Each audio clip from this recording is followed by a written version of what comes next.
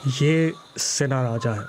ये श्रीलंका का सबसे बड़ा बरसाती जंगल है जो दारुल हुकूमत कोलंबो से सिर्फ 130 किलोमीटर के फासले पर वाक़ है।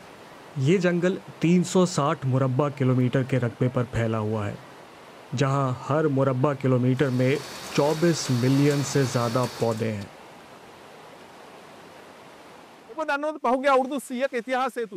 क्या आप जानते हैं कि पिछले 100 सालों में श्रीलंका में परिंदों की सिर्फ एक नई किस्म दरियाफ्त हुई है?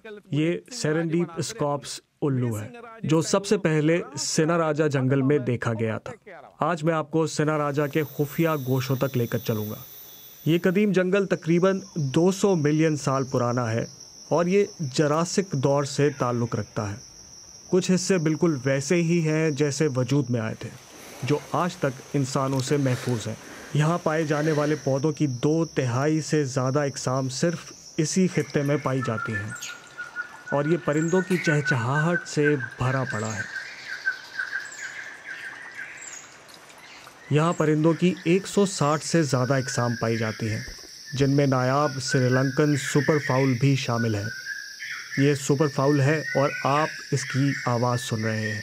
बहुत से लोग इसे श्रीलंका का सबसे शर्मीला परिंदा कहते हैं, क्योंकि ये मामूली सी आवाज़ पर गायब हो जाता है। यहाँ आने वालों को जोंकों से बचाव के लिए ख़ास मोज़े पहनना लाजमी है। हम अब तक जंगल में तकरीबन 2 किलोमीटर चल चुके हैं। हम यहाँ क्या देख सकते हैं?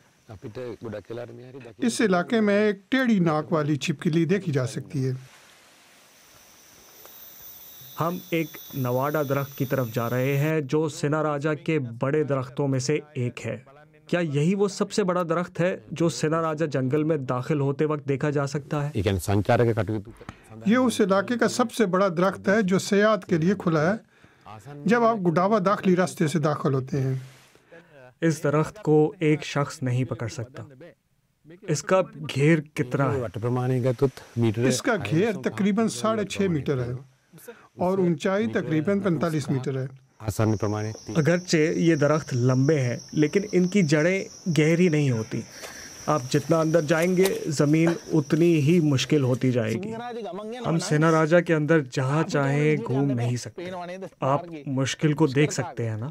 अगर दरख्त इस तरह रास्ते में गिर जाए तो क्या उन्हें हटाने का कोई तरीका नहीं है? सेना राजा जैसे महफूज जंगल में गिरे हुए दरख्तों को सिर्फ उसी सूरत हटाया जाता है कि अगर रास्ता बिल्कुल बंद हो जाए।